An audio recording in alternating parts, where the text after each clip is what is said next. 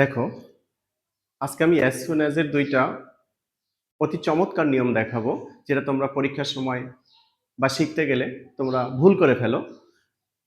নিয়ম দুটি এখানে আমি লিখেছি, দেখো, দুটি সেন্টেন্স দিয়ে দুটি নিয়ম লিখেছি। প্রথম সেন্টেন্সটি আছে, দেখো, as soon as the thief saw the police, এখানে কমা আছে, he ran away.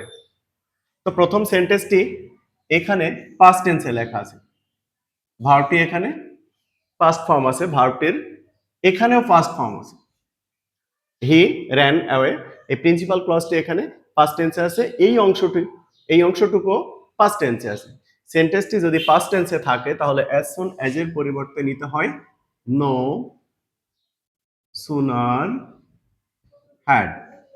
No sooner had নিব, এই বাক্যে যে সাবজেক্ট থাকবে সেই সাবজেক্টই নিব। No sooner had the thief. এবার দেখো, এখানেই কিন্তু ভুলটা হয়ে যায়। এখানে স আছে, নো সুনার হ্যাড ব্যবহার করেছি, তাহলে সটাকে সিন করতে হবে। যেহেতু এখানে পাস্ট টেন্সে বাক্যটি ছিল, নো সুনার হ্যাড বসলে মূল ভার্বের এখানে পাস্ট পার্টিসিপল ফর্ম হয়ে যাবে, অবজেক্ট যা আছে এটা বসে যাবে দা পুলিশ। এবার এই কমাটি তুলে দিব, তার পরিবর্তে এখানে আমরা দেখো দেন বসিয়েছি, দেন।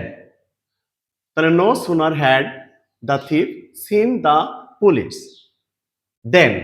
এবার পিছনে যেটা থাকবে, এই কমার পরবর্তী অংশ যা থাকবে সব বসে যাবে, হি ran away। দেখো, সেন্টেন্সটা তৈরি হয়ে গেল। অনেক সময় তোমরা এখানে দেন ব্যবহার করো, THEN, ভুল হয়ে যাবে দেন। ওকে, এই সেন্টেন্সটির দিকে খেয়াল করো, দ্বিতীয় সেন্টেন্সটির দিকে খেয়াল করো। দ্বিতীয় সেন্টেন্সটি কিন্তু আছে এখানে as soon as I reach home, I find my friend। তাহলে এই সেন্টেন্সটি কিন্তু এখন প্রেজেন্ট টেন্সে লেখা আছে, এটা প্রেজেন্ট ইনডিফিনিট টেন্সে লেখা আছে। এখন আমার নো সুনার হ্যাড বসালে কিন্তু হবে না, তাহলে আমরা কি বসাবো?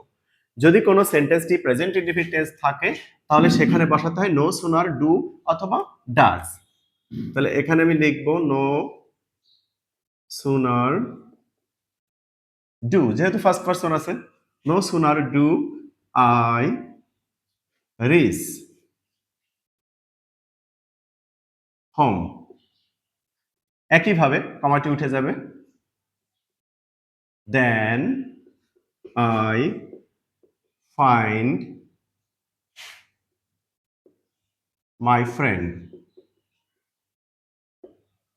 তাহলে লিখলাম কি, no sooner do I reach home then I find my friend.